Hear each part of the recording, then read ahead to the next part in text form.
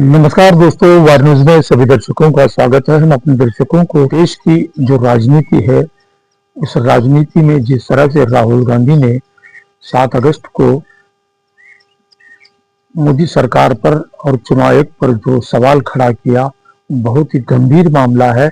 किस तरह से 2014 से 2024 तक मोदी यानी भारतीय जनता पार्टी सत्ता हथियाने के लिए किस तरह से चुनाव आयोग को हाईजैक किया, जितने भी कॉन्स्टिट्यूशनल संस्था है, संवैधानिक संस्था है, उन सबको अपने कब्जे में लेने का प्रयास किया।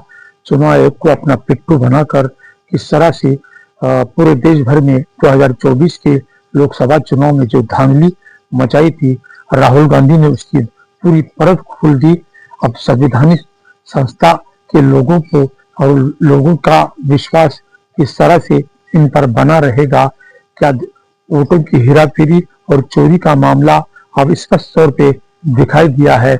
अब हम अपने दर्शकों को ये बताना चाहते हैं कि भारतीय जनता पार्टी के अमित शाह का वो बयान सुनिए, जो 2019 में उन्होंने बोला था कि हम 50 साल तक इस देश में सत्ता पे काबिज रहेंगे। मतलब उनकी धांधली के पूरे प्लानिंग थे और उन्होंने वो धांधली और चोरी स्पष्ट तौर पर उन्होंने करी। 2024 में जो लोकसभा के चुनाव हुए थे, बेंगलुरु सेंट्रल बेंगलुरु सिटी में लोकसभा निर्वाचन क्षेत्र में जिस तरह से 5 विधानसभा क्षेत्र में कांग्रेस बढ़त बनाई थी और महादेवपुरा के निर्वाचन क्षेत्र में कांग्रेस वहां 1 लाख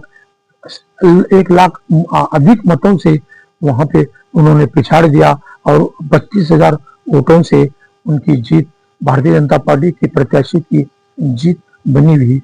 यानी जितना भी चिट्ठा, जितना भी दस्तावेज राहुल गांधी ने देश के सामने प्रस्तुत किया, ताकीद किया, इस बात की संभावना बढ़ती जा रही है। और लोग अब कांग्रेस इसको जन आंदोलन के रूप में ले जाना चाहती है। अब आने वाले दिनों में इंडिया गठबंधन एक मार्च करेगा चुनाव आयोग के अगेंस्ट में। चुनाव आयोग इतना लाचार और इतना बेशर्म है कि वो राहुल गांधी से कह रहा है कि आप शपथ पत्र दीजिए, आपने जो उजागर किया है, जो दस्तावेजों को बताया है, चुनाव आयोग की प्रतिभा करने की चेष्टा की है। राहुल गांधी का बयान था कि आपके लिए झांकी है, अभी 25 बाकी है। तो आने वाले समय में राहुल गांधी को अगर डिजिटल की सूची अगर चुनाव आयोग नहीं देखा है, तो ऐसे 10, 15 या 25 निर्वाचन क्षेत्र, संसदीय निर्वाचन क्षेत्र है, उसका पूरा क्षेत्र देश के सामने रखेगा।